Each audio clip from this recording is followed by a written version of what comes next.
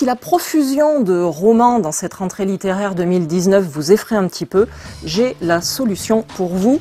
Ça s'appelle Les Bacchantes de Céline Minard. Pour tout vous dire, j'ai eu une vraie surprise en lisant ce livre, puisque au départ, je l'avais emprunté en numérique. Donc j'avais aucune idée du nombre de pages de ce roman. Et donc vous êtes en présence d'un tout petit roman, une centaine de pages, mais 100 pages, quelles 100 pages!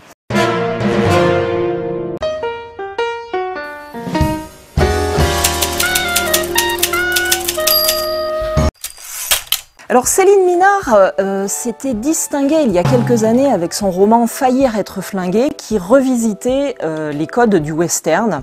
Ici, on va revisiter aussi les codes du roman de braquage. Ça se lit extrêmement vite, sur un rythme de chapitres extrêmement courts qui s'enchaînent les uns après les autres. On ne le lâche pas.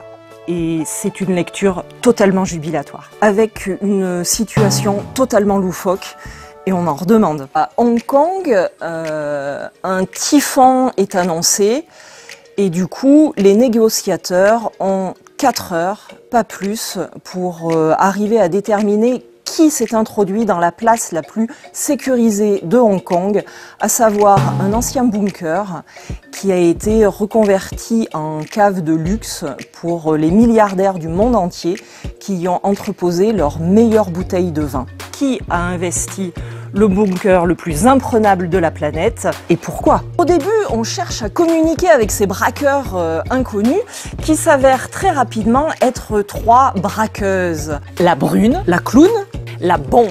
3 braqueuses avec des revendications totalement excentriques et qui elles-mêmes sont totalement excentriques. Et là, on est tout à fait dans le scénario typique du roman de braquage. C'est loufoque, saugrenu, excentrique, on peut trouver encore d'autres qualificatifs, mais en tout cas, on ne lâche pas la lecture de ce court roman et on en ressort avec un grand contentement. Les résultats d'analyse viennent d'arriver. On a un petit problème, dit-elle après avoir parcouru en diagonale les 4 pages du rapport partiel. Il semblerait que ce soit un sacré cocktail, un fond de votre fameux breuvage et 2 ou 3 urines différentes. Le tout à 4 grammes d'alcoolémie. Ils ont retrouvé une trace ADN, mais ils ont besoin de temps pour en tirer quelque chose. Kutzer tient le paquet à bout de bras comme s'il allait lui exploser à la figure. Il avance à pas compter vers la porte, qui n'est plus tout à fait la sienne, et s'étonne durant ce bref parcours de voir les choses familières, la route, les arbres, le blindage de l'acier et sa peinture cloquée sous un angle tellement différent. Dans le local des opérations, la brune apprécie à voix haute la ponctualité de la livraison et ordonne à Kutzer de s'éloigner. Mais Kutzer ne s'éloigne pas. Il pose le paquet à ses pieds, il enlève sa veste qu'il plie soigneusement et la dépose au sol.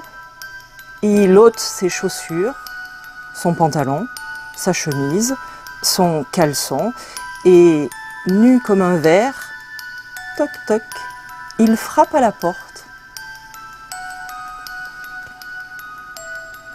Il a pété un plomb. On n'aurait pas dû le laisser faire. Allez le chercher, sergent. Ah, attendez. La porte vient de s'ouvrir. Jelena Drogan se tient sur le seuil et regarde alentour. Kutzer met un doigt sur sa bouche. Je n'ai pas d'arme. Je vois ça. Je viens me livrer. On ne vous demande pas. Je veux mourir avec elle. Mais arrêtez vos conneries. J'ai besoin d'un verre. Ah, c'est plus clair. Dès la première gorgée, ample, profonde, aromatique et tendue, Kutzer se sent bien dans son corps, confortable, les viscères en place, les poumons pleins d'espoir. Les 3 femmes l'évaluent sur cette gorgée. Sur la deuxième, qui suit rapidement, généreuse, bien en bouche, Et sur le temps qu'il marque avant la dernière, la main arrondie autour du verre pour le réchauffer. Jolie descente. Gosier en pente. On a trinqué. Merci d'avoir suivi cette chronique jusqu'au bout. Et si vous en voulez encore, vous pouvez vous abonner ici, voir d'autres vidéos par ici. Et surtout, n'oubliez pas de liker, partager, commenter. À bientôt mes petites pizzas!